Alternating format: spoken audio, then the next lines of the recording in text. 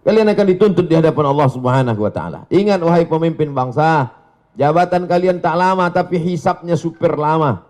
Kita negara konstitusional. Undang-Undang Dasar 1945, Pancasila, Negara Kesatuan Republik Indonesia. Maka dalam koridor demokrasi bicara. Kalau tersendat di parlemen, turun ke jalan. Apa pesan Bung Karno? Bagi yang tidak setuju, bicara di parlemen. Orang yang duduk di parlemen itu siapa milihnya? Kita yang memilih mereka. Saya luruskan dengan ceramah. Mereka tak punya waktu untuk mendengar ceramah saya. Saya doakan mereka di tengah malam supaya dapat hidayah. Berikan mereka hidayah ya Allah. Maka kita semua jangan diam. Karena diam itu adalah puncak daripada kezaliman. Oleh sebab itu maka habis sudah saya sampaikan. Mudah-mudahan sampai ke telinga mereka. Mereka tonton. Jangan lupa kalau kau tonton, subscribe, like, and share.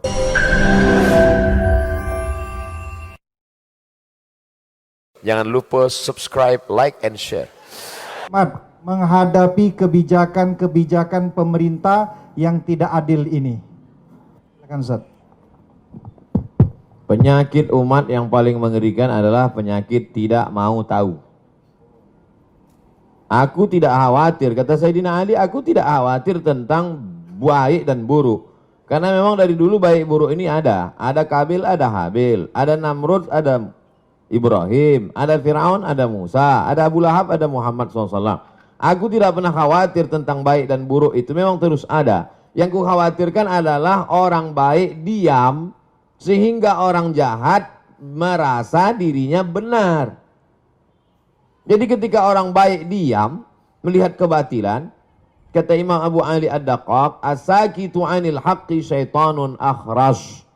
Orang yang diam melihat kebatilan berarti dia setan bisu. Hadis tentang melawan kemungkaran. Man ra'a minkum mungkaran, siapa di antara kamu yang melihat kemungkaran, falyughayyirhu biyadihi, rubah dengan tangan, dengan kekuasaan, dengan tanda tangan. Fa illam yastati, kalau tak sanggup fa bilisani, dengan lidah. Ustaz, guru, alim ulama, bicara kalian. Fa illam yastati fa biqalbi, tak juga sanggup dengan hati. Tapi jangan lupa dengan hati itu adzalika at'aful iman. Itulah selemah-lemah iman. Saya tidak dengan tangan karena saya tak punya kuasa. Tanda tangan saya tak laku. Dulu masih berlaku di KRS. Sekarang tak jadi dosen pun tak laku lagi. Hanya untuk tanda tangan meresmikan masjid aja. Tapi kalian yang punya tanda tangan, kalian akan dituntut di hadapan Allah Subhanahu wa taala. Ingat wahai pemimpin bangsa, jabatan kalian tak lama tapi hisapnya super lama. Jabatan kalian sekejap tapi hisapnya amat sangat lama di hadapan Allah. Yauma yaqumul hisab. Pada hari itu ditegakkannya hisab. Kalau dihitung-hitung usiamu sejak akil baligh 10 tahun sampai mati 63 tahun. Kalau sampai tak sampai 53, potong 10, potong 13, tinggal 40 tahun. 40 tahun itu berapa kali kau menandatangani surat izin membuka perusahaan asing dari mulai nikel, batu bara, tanah, penebangan hutan, penggarapan. Dituntut kau ke pengadilan, kau menang juga karena duit kau banyak, bisa kau sogok pengacara, per detik bisa kau bayar.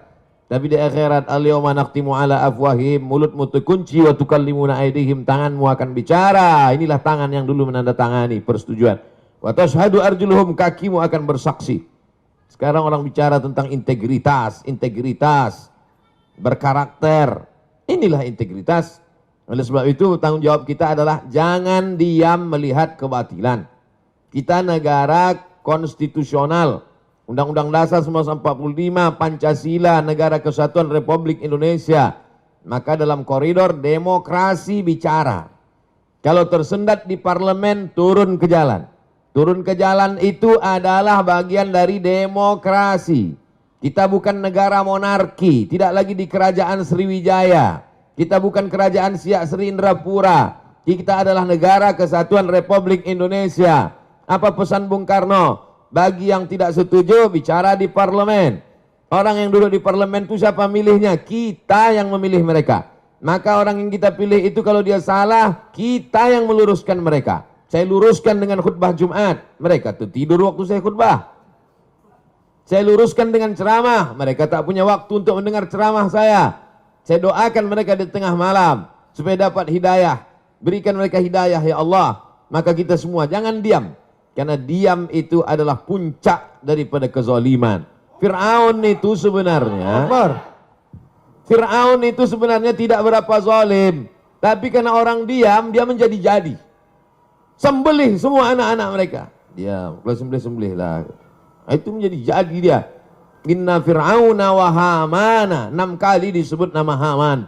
Haman itu bukan orang bodoh. Haman itu kalau hidup sekarang Profesor Dr. Haman. Cerdas dia, tapi kecerdasannya dipakai untuk menjunjung kekuasaan yang zalim. Umat ini dipuji Allah karena amar ma'ruf nahi mungkar. Kuntum khaira ummah. Kalian umat yang terbaik. Syaratnya apa? Ta'muruna bil ma'ruf wa tanhauna 'anil munkar. Oleh sebab itu dalam bahasa Islam, agama Islamnya amar ma'ruf nahi mungkar. Dalam bahasa konstitusinya adalah kritik membangun, berdebat di parlemen. Parlemen, parle itu bahasa Perancis artinya ngomong. Parlemen, tempat ngomong. Kau didudukkan di situ untuk ngomong, bukan untuk tidur. Oleh sebab itu maka habis sudah saya sampaikan. Mudah-mudahan sampai ke telinga mereka. Mereka tonton. Jangan lupa kalau kau tonton, subscribe, like, and share. Wallahu a'lam. Subhanallah, terima kasih Ustadz. Profesor, beliau ini profesor juga. Ya, jadi alhamdulillah, insya Allah apa yang disampaikan beliau ini menjadi penyemangat ya, penggetuk hati-hati kita. Ustadz, ada pertanyaan yang kedua ini dari M. Alvinus AR. Assalamualaikum Pak Ustadz Abdul Somad. Menurut Ustadz, langkah-langkah memperjuangkan kedaulatan energi yang sudah diambil oleh Serikat Pekerja Pertamina, apakah sudah tepat? Lalu yang kedua, kiat-kiat apa yang harus diambil pekerja Pertamina untuk mempertahankan Pertamina ini tetap 100% milik rakyat Indonesia? Silakan Ustadz. Kita punya pakar-pakar, pakar undang-undang tata negara, pakar undang-undang hukum segala hukum dengan berbagai macam cabang-cabangnya. Soan ke mereka, silaturahim ke mereka, presentasi ke mereka, datangi itu anggota-anggota dewan. Konstituen Bapak kami ini adalah orang yang Bapak duduk di situ, kami milih Bapak. Kami datang ini mau menyelamatkan Bapak supaya jangan sampai masuk neraka jahanam, Pak. Kami sayang sama Bapak. Maka dengan ini kami hadir, Pak. Dengan Ustadz minta sumbang saran, kontribusi, doanya. Dengan mereka tokoh-tokoh itu jelaskan, presentasikan. Itu bagian dari amar ma'ruf nahi mungkar. Banyak orang sekarang amar ma'ruf, ngajak zikir, ngajak baca Quran, ngajak i'tikaf. Banyak amar ma'ruf, ngajak ke Makkah, itu yang paling banyak, ngajak umroh. Tapi untuk mengajak, melarang orang dari buat kemungkaran ini, kenapa? Takut tersinggung, takut kena bully, takut kena caci maki, takut kena macam-macam. Takut kena kriminalisasi. Nah, itu. Oleh sebab itu saya sampaikan, bagi sahabat-sahabat pejuang-pejuang, dulu pejuang-pejuang ini mengangkat senjata untuk mengusir Belanda, Jepang, komunis. Hari ini kita tidak lagi berhadapan dengan Jepang, Belanda, tapi justru berhadapan dengan anak bangsa yang kulitnya seperti kulit kita, hidungnya pesek macam kita, bahasanya bahasa kita, tapi isi otaknya lebih parah daripada Jepang dan Belanda. Oleh sebab itu maka kuat-kuatkan hati. Ini hati kita ini bimbang, takut, cemas, ngeri sedap. Oleh sebab itu kata Allah, "Falyabudu rabb hadzal bait." Banyak-banyak ibadah, banyak-banyak berzikir, banyak-banyak baca Quran. Kalau kau buat banyak ibadah, falyabudu rabb hadzal bait, Allah balas 2. At'amahum min ju'. Kalau kau lapar dikasih Allah kau makan. Wa amanahum min khauf. Kalau kau takut diamankan Allah, dihilangkan Allah rasa takut dari dalam hatimu. Hidup ini singkat, tapi dengan singkat ini resikonya luar biasa lama. Nah, jadi apa yang saudara-saudara lakukan, konsultasikan kepada yang mengerti hukum, bagaimana jalur yang tepat. Bismillahi tawakkaltu 'alallah, la haula wala quwata illa billah. Niatnya adalah memperjuangkan harta benda milik rakyat, milik umat. Man mata duna malihi fahuwa syahid. Siapa yang mati membela harta bendanya, matinya mati syahid. Nah, itu Nabi yang ngomong begitu, bukan saya. Wallahu a'lam bishawab. Terima kasih Ustadz Abdul Somad. Tampaknya ada lagi pertanyaan, begitu antusias masyarakat Kota Palembang dan Sumatera Selatan menanyakan pertanyaan-pertanyaan ini. Datang lagi pertanyaan dari Haji Ian Suyanto. Assalamualaikum Ustadz Abdul Somad. Bagaimana caranya agar satu pengelolaan negara mau melaksanakan amanat Undang-Undang 45 pasal 33. Lalu yang kedua, masyarakat mau memahami tentang bahaya privatisasi energi secara nasional. Lalu yang ketiga, ketika hati pemimpin masih dibuka oleh Allah Subhanahu wa taala untuk amanat, maka itu semoga ada keberkahan dan keselamatan bagi rakyat. Tetapi bila hati mereka tertutup, maka upaya apa yang bisa diperbuat oleh rakyat? Nah, ini yang ketiga, ini agak ngeri-ngeri sedap, Ustaz. Silakan, Ustaz. Bagaimana caranya supaya satu pengelolaan negara mau melaksanakan amanat Undang-Undang 45 pasal 33 bahwa bumi, air dan segala isinya untuk dikuasai negara untuk kemakmuran rakyat. Bagaimana supaya mereka mau? Ya semua harus bicara. Anak-anak muda di kampus jangan diam saja. Dulu tahun 98 waktu saya masih mahasiswa sebelum ke Mesir, itu ketika mahasiswa diam dia itu dikirimi kolor sama BH dari Jakarta. Artinya bencong kalian, kenapa tidak bicara? Suarakan aspirasi, sampaikan, kalian kan mengerti. Mahasiswa itu kan membaca, mahasiswa itu yang paling bisa menyuarakan karena dia tidak punya kepentingan. Kalau perusahaan-perusahaan pimpinannya mungkin takut, kepala-kepala daerah mungkin takut banyak catatan dosanya. Tapi mahasiswa, di mana letak? Kalau waktu jadi mahasiswa aja sudah tidak punya idealisme, apalagi nanti sudah menjadi pejabat. Oleh sebab itu semua bicara, mahasiswa bicara, tokoh masyarakat bicara, mak-mak milenial juga bicara. Di grup-grup WhatsApp itu jangan lagi bicara tentang artis itu, ini segala macam. Yang mubazir tak tentu arah, itu namanya dosa kering. Dosa kering itu artinya berdosa kering, tak ada manfaatnya. Tak ada dunia, tak ada akhirat. Oleh sebab itu speak up, bicara. Yang kedua, masyarakat mau memahami tentang bahaya privatisasi. Bagaimana supaya masyarakat ini paham?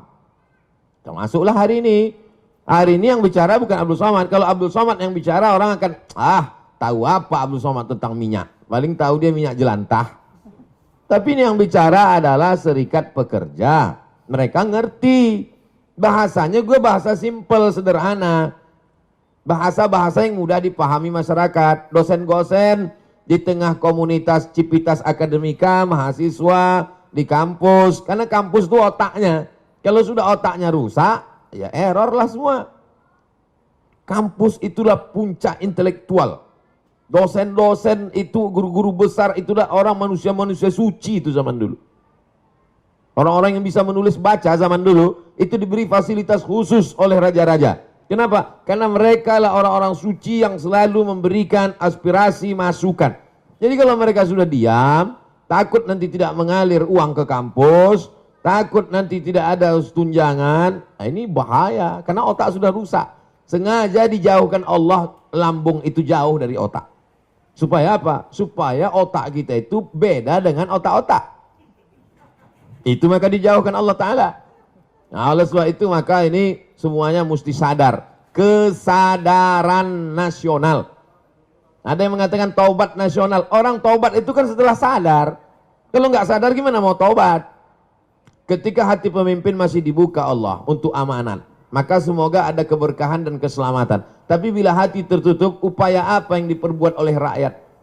Tak ada doa lain, tak ada jurus lain kecuali ad-doa silahul mu'min. Doa. Ittaqu da'watal mazlum fa innahu la turad. Takutlah kamu doa orang teraniaya. Minyaknya diambil orang asing, dia disuruh beli minyak lebih mahal pula dari tempat asing itu. Pengelolaannya dikhianati, dia teraniaya, terzolimi. Jangan sampai kau tak mau berdoa. Panjatkan doamu di tengah malam saat orang lain sedang tertidur pulas. Kau sedang membangun sebuah hubungan dengan Allah secara khusus. Maka mintakan kepada Allah, berikan hidayah pada mereka ya Allah. Bina mereka ya Allah. Sudah bolak-balik tak juga kau bina, binasakan ya Allah. Jangan sampai binasa. Karena kita diutus, kata Nabi, lam ub'ats la'anan.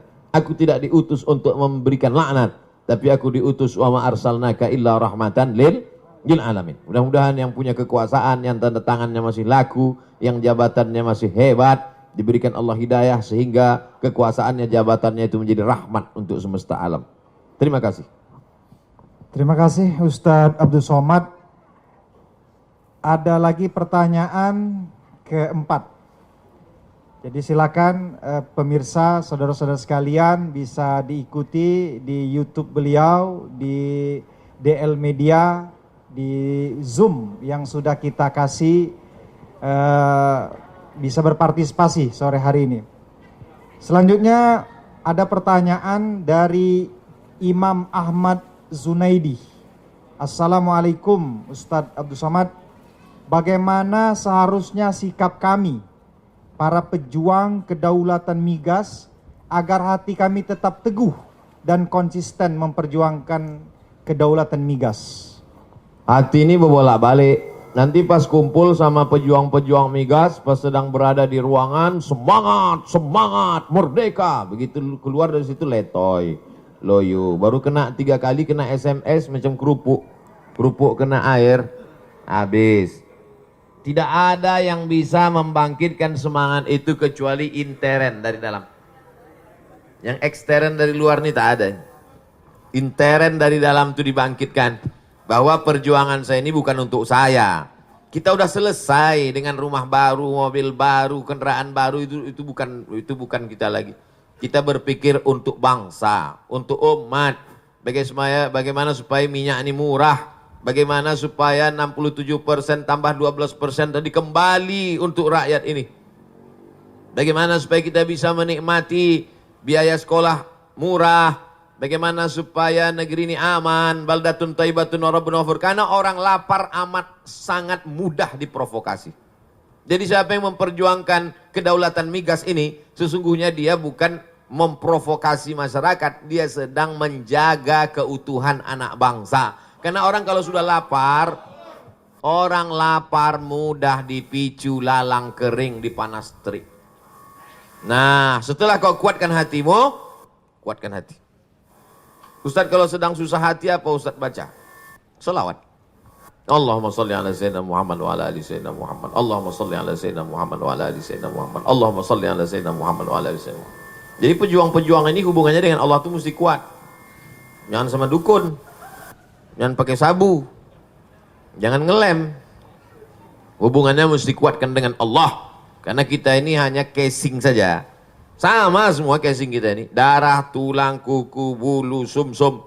Yang menguatkan kita itu kata Nabi, ala fil jasadi mudghah, dalam dirimu itu ada segumpal. Idza salahat salahal jasadu kullu, kalau yang itu kuat, yang lain ikut menjadi kuat. Wa idza fasadat, kalau dia lemah, maka yang lain ikut menjadi lemah. Ala wahyal qalb, hati. Kuatkan hatimu dengan banyak dekat kepada Allah. Wadhkurullaha dzikran katsira, banyak-banyak dekat kepada Allah. Saya tak paksakan satu zikir tertentu, seserah. Mungkin kata mursyid, tarekat dia zikirnya Allah, Allah. Bagus, lanjutkan. Zikir asma zat tunggal. Allah, Allah, Allah, Allah, Allah, Allah, Allah. Ada pula yang dikasih gurunya, afdal zikri fa'lam annahu la ilaha illallah. Bagus. Ada pula yang dikasih zikir asma'ul husna. Ya qawi, ya qawi, ya qawi, ya qawi, ya qawi. Wahai engkau yang maha kuat. Ya qadim, ya qadim, ya qadim, ya qadim, ya qadim, ya qadim, ya qadim. Wahai engkau yang kekal abadi.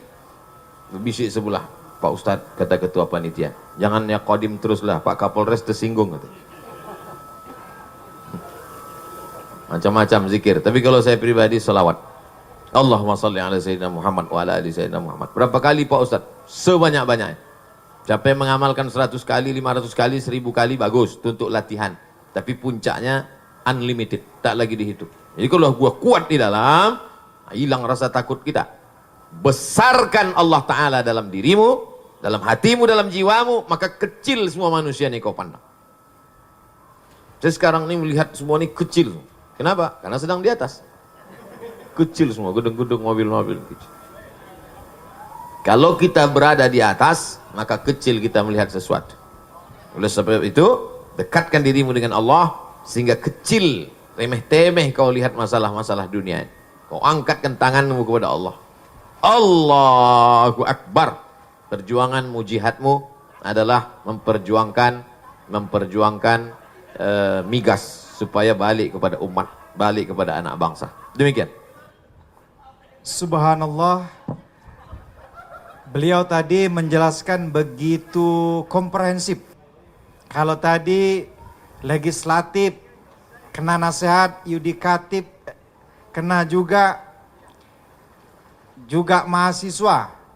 Jadi bergerak bersama serikat pekerja ini bukan memprovokasi, kata beliau, tetapi menjaga. Bentuk menjaga inilah sesungguhnya yang harus kita berikan jempol. Artinya masih ada anak-anak bangsa ini yang peduli. Maka puncak intelektual adalah di kampus. Maka mahasiswa sebagai agen perubahan, ya juga harus ikut menyikapi.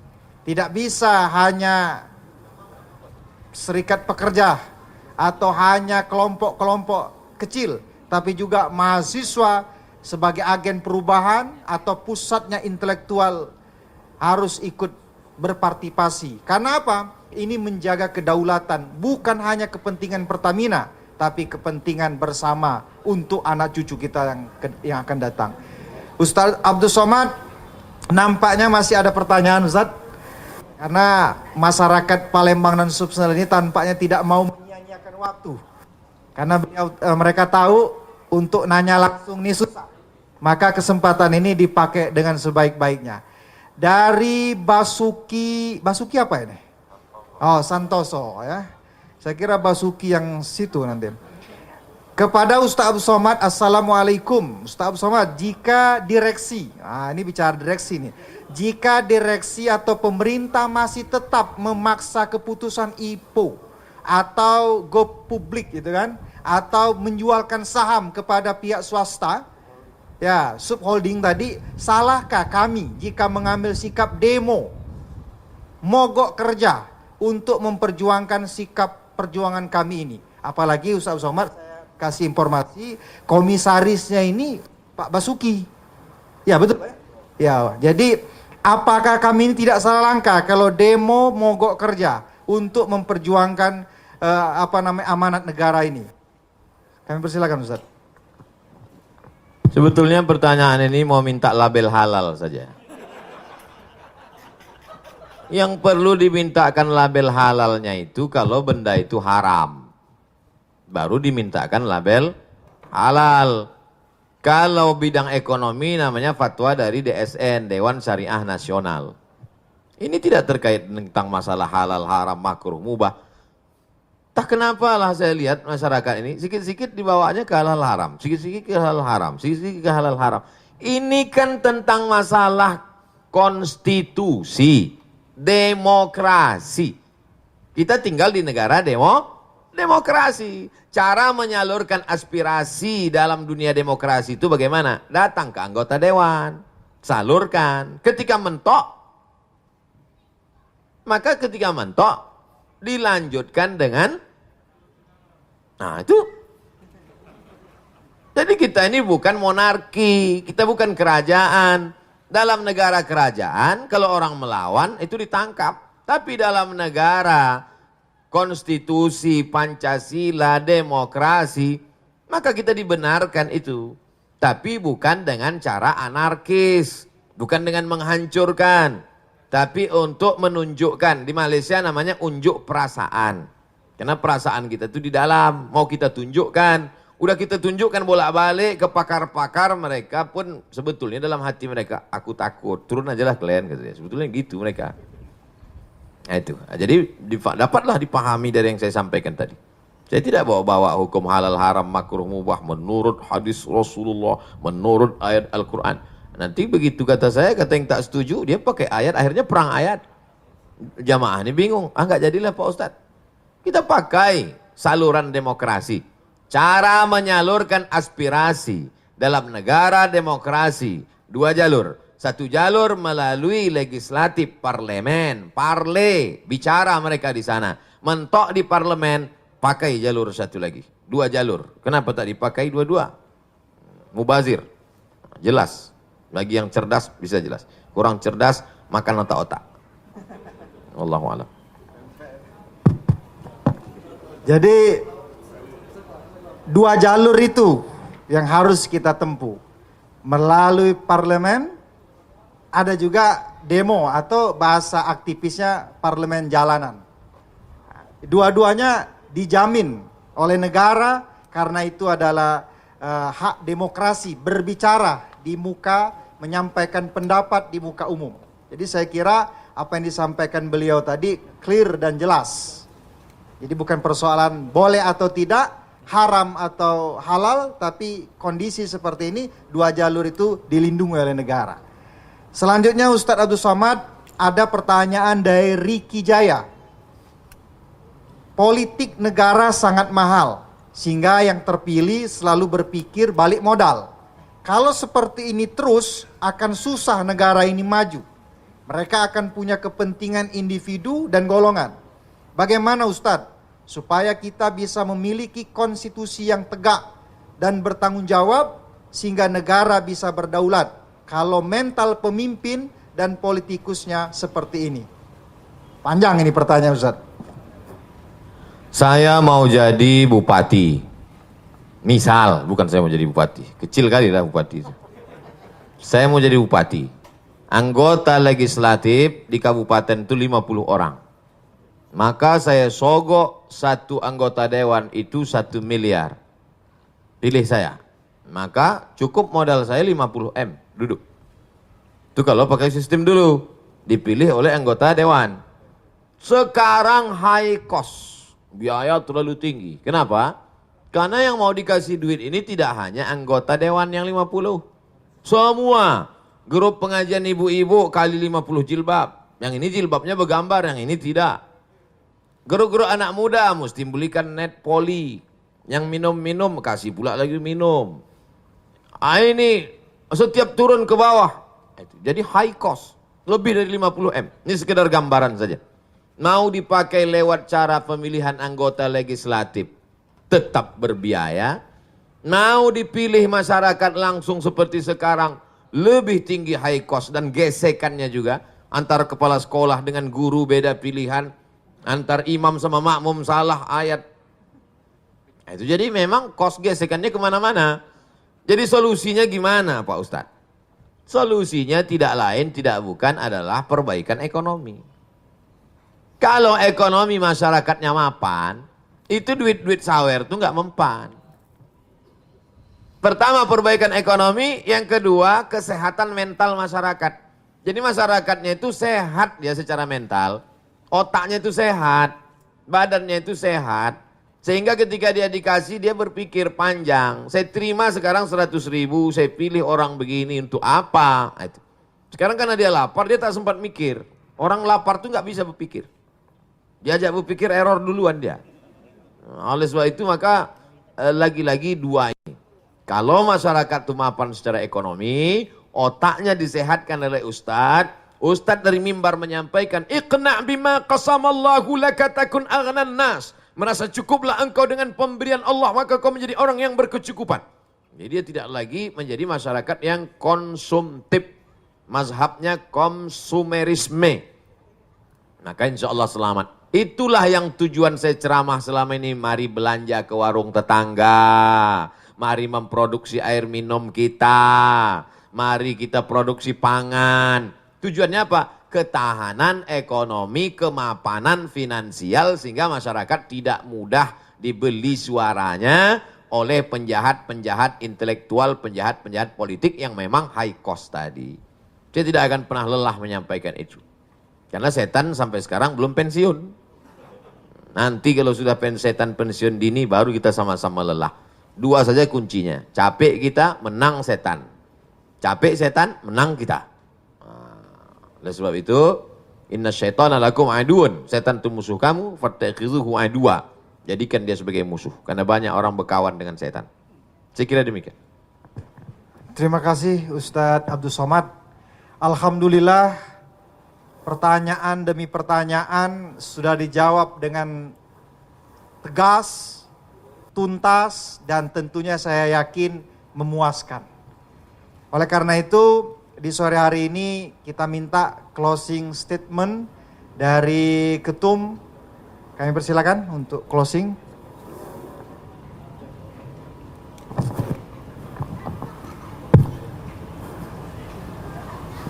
Baik, terima kasih Pak Ustadz atas pencerahan dan juga diskusi pada sore ini. Namun di akhir daripada diskusi sore ini, kami selaku Serikat Pekerja akan menyampaikan statement ataupun closing daripada statement ini. Yang pertama, apakah kita akan menuju ketahanan, kemandirian atau kedaulatan energi? Itu adalah sebuah pilihan. Pilihan berarti prioritas. Memprioritaskan juga mengedepankan satu hal dan mengesampingkan atau menomorsatukan hal yang lain untuk efektivitas pencapaian tujuan. Mengingat sumber daya yang terbatas, bangsa ini harus determinasi, prim dan berpendirian. Sumber daya alam yang dikelola menjadi energi ialah kekayaan kolektif bangsa. Sebagai kekayaan kolektif, pemanfaatannya juga tidak boleh bersifat sektoral, regional, ataupun tersegmentasi. Masalah energi ialah masalah kedaulatan bangsa.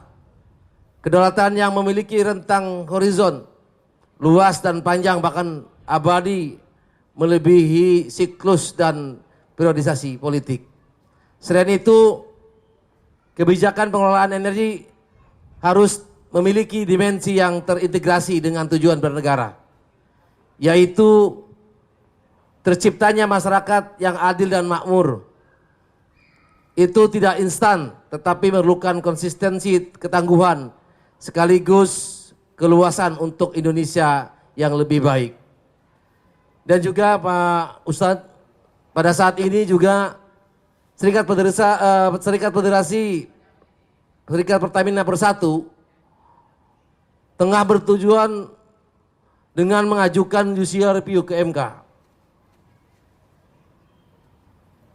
Ke Mahkamah Konstitusi terkait pasal 33 ayat 3 dan 2 dan 3 Undang-Undang 45, dan juga berjuang di Pengadilan Negeri Jakarta Pusat dalam upaya penyelamatan aset terbaik bangsa ini. Kami dari SPP RU 3 FSPB memohon doa Pak Ustadz dan juga para alim ulama yang ada di Kota Palembang dan sekitarnya, mungkin hadirin yang hadir sempat join di MTIM ini, dan dukungan dari seluruh elemen bangsa agar BUMN yang merupakan warisan perjuangan bangsa ini dapat terus eksis dan terhindar dari pecah belah oleh kepemimpinan segelintir oknum yang mencari keuntungan dan dari rusaknya sistem negeri ini. Apa yang kita perjuangkan hari ini akan menjadi legasi yang kita wariskan untuk anak cucu kita kelak. Peran serta seluruh elemen bangsa sangat dibutuhkan untuk menyelamatkan bangsa ini dari keterpurukan yang sudah di depan mata. Bersama-sama merapatkan barisan, menentang kebijakan penguasa terkait holding, subholding, Pertamina dan IPO, anak usaha Pertamina. Kita tidak akan biarkan begitu saja kekayaan alam bangsa ini dilepas dari Ibu Pertiwi. Karena ini adalah amanat Undang-Undang Dasar 1945 pasal 33. Takbir, Allahu Akbar. Mungkin itu statement dari sikap SPP RU 3 Pertamina Refinery 3 Pelaju untuk berharap kepada alim ulama memberikan doa dan supportnya. Terima kasih kepada Saudara Ketum yang telah menjelaskan maksud dan closing statement pada sore hari ini. Selanjutnya kita minta closing statement dari Ustadz Profesor Haji Abdul Somad LCMA PhD. Kami persilakan. Dari Pancasila, pesan dari founding father pendiri bangsa. Apa mereka pesankan melalui Pancasila? Keadilan sosial bagi seluruh rakyat Indonesia. Itu yang pertama.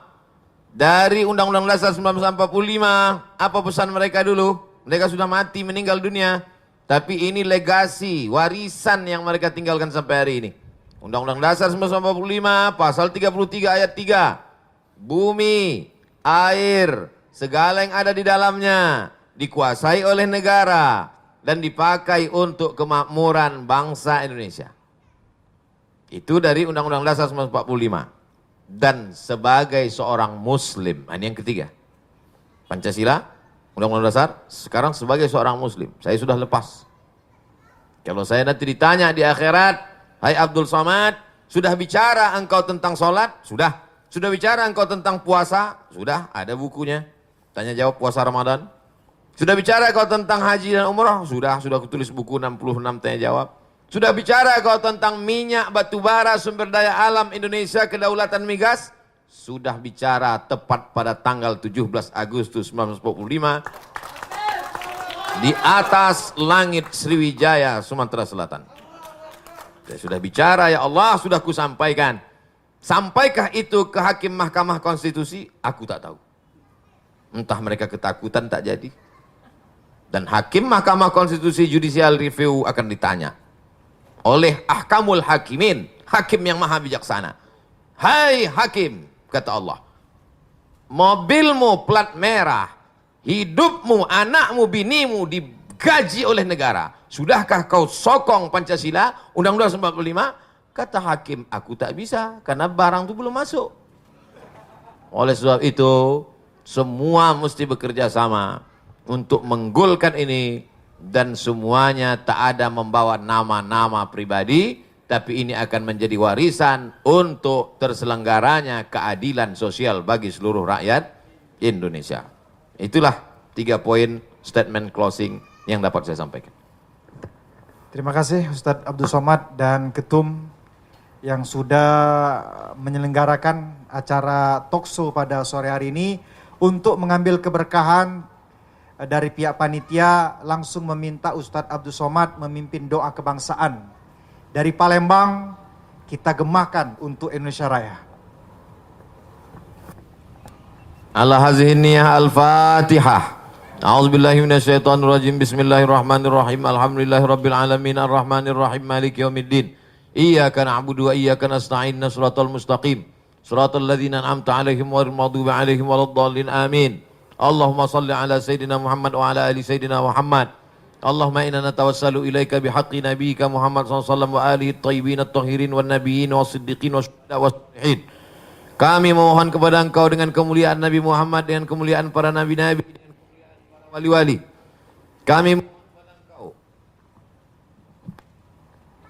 Kami mohon kepada Engkau dengan kemuliaan surat Al-Fatihah, antuballigh maqasidana, sampaikan segala niat baik kami ya Allah, supaya hasil alam bangsa Indonesia ini kembali kepada bangsa Indonesia, tidak dikuasai lagi oleh pihak asing ya Allah. Ya Qawiyyu ya Matin, Engkau yang maha kuat, qawi imanana, kuatkan iman kami. Sahih ajsadana, sehatkan badan kami.